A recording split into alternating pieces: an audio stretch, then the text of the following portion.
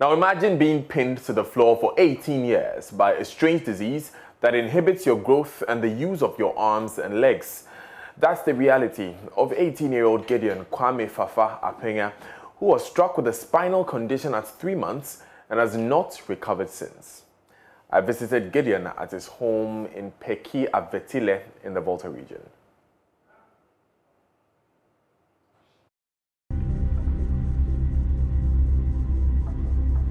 What have you been doing for the past 18 years? I'm sure you've been working or schooling, definitely living and growing. For Gideon, whom we're just about to meet, he spent every single day since he was 3 months old, bedridden with a spinal condition. We're here to meet him and Doris, his mother, whose life has changed dramatically since her son was diagnosed.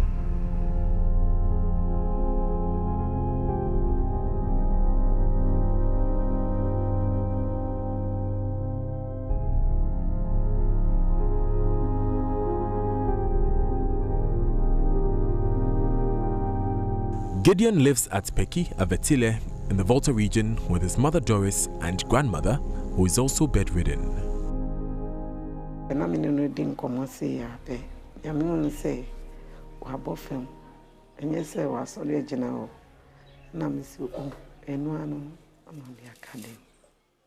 "18 years ago, the 3-month-old baby was crying, eating and sleeping like any other child until things started getting worse.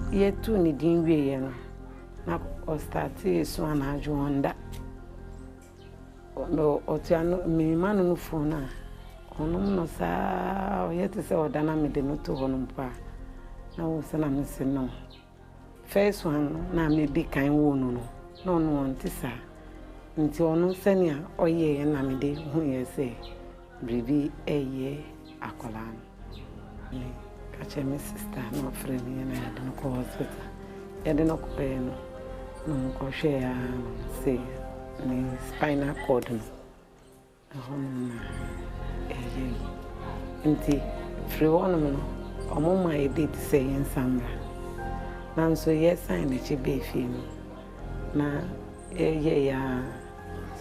ya nya scanty let am say scarcity na yamfana anko bisine. What seemed like a routine illness has kept him in bed since then, preventing him from growing into the man he should have been by now. Caring for him has become a full-time occupation for Doris.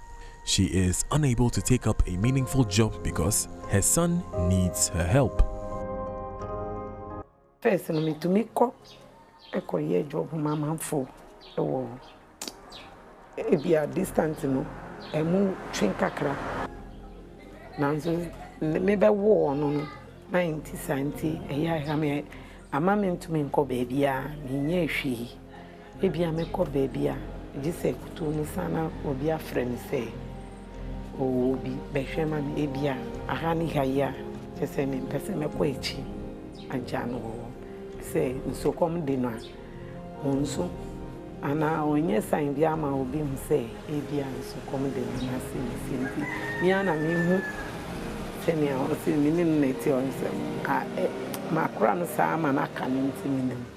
Say we here, we yes, send me see.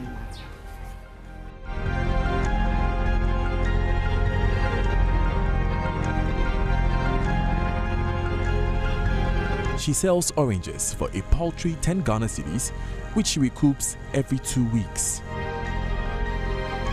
Yes, one. If you have me, the donor idea 10 cedi, and then back 50 pesos. A down one to them, maybe a while, that comes to say 3 cedi, 4 cedi. A damn man, young son, me near me. That's right. Then to ono so na ebia 3 cedi no wo kwa niama ton ebia embrade no ne ho no be yi 1 cedi wo na koto biani niama wo. Her 18-year-old son, who should be graduating from senior high school by now, is unable to walk, talk, or feed himself. He simply did not grow.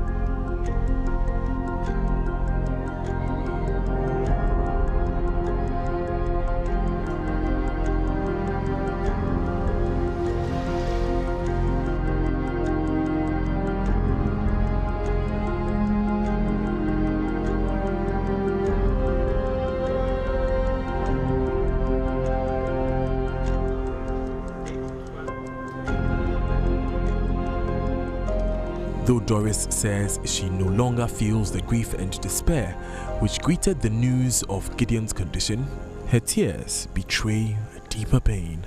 Sister na me no go yen me the kind wo Gideon. Ono ni dia na me de won ti de bia sese ni ba no SS2.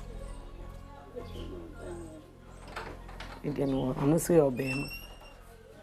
Nti me hunu sa na me si anka me ba wo SS ana JHS. De bia me hunu na me hunu ni site for no ma ehami. And so me ni obi a mekwa kokache me se si ni senti. Emi bi ashemi.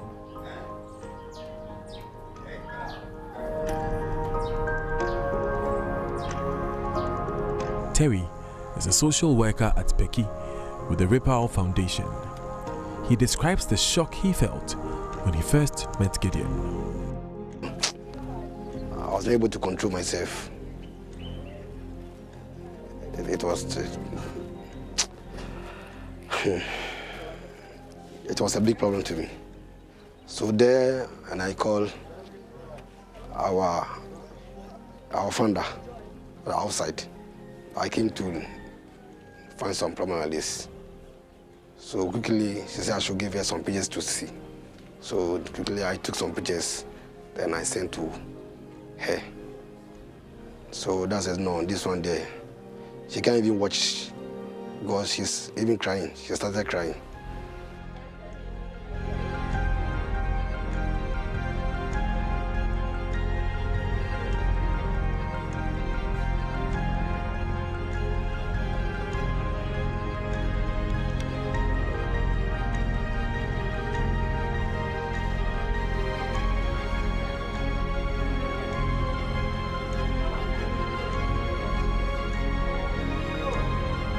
For Doris, there is still hope for her that her life can improve in some way and that Gideon's condition will change.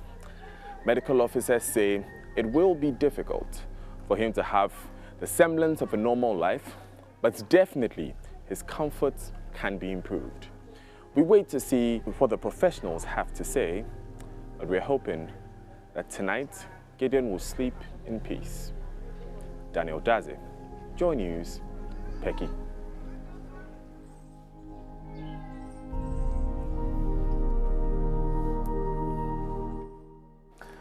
Let's get on the phone lines and talk to the head of social welfare at the Kolebu Teaching Hospital, David Lamte.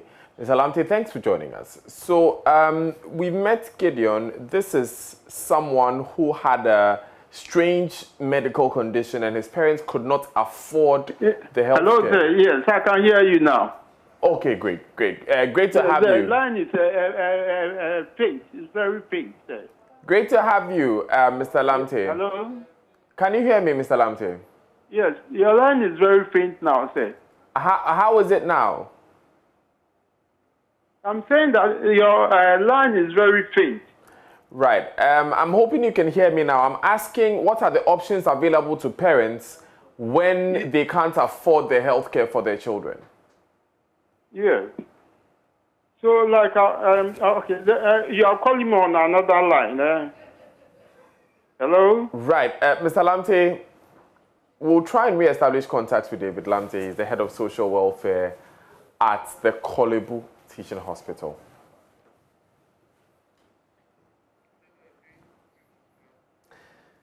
We'll go back to Mr. Lamte later in the bulletin, but let's go and speak to David Lamte, now head of social welfare at Kolebu Teaching Hospital, on the earlier story of Gideon Apenya. Mr. Lamte, if you can hear me, thanks so much for joining us. Morning. Yes. So if parents can't afford medical bills for their children, what do they do?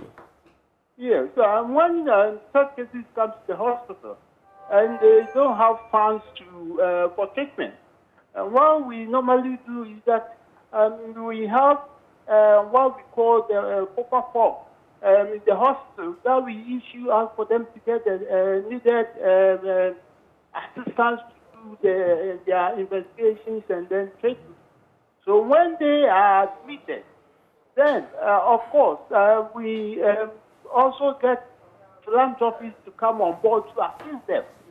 And after discharge, if they cannot pay their bills, of course, we recommend to the hospital to waive all their bills.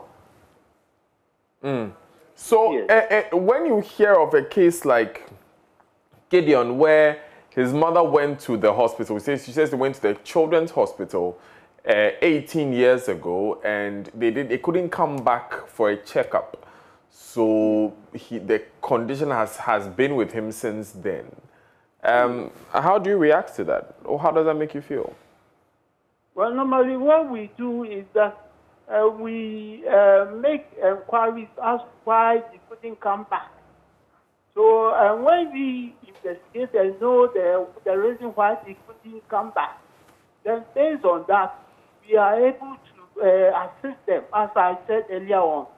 Normally, it's through funds, because most of the time, maybe they don't have the funds to get the needed treatment.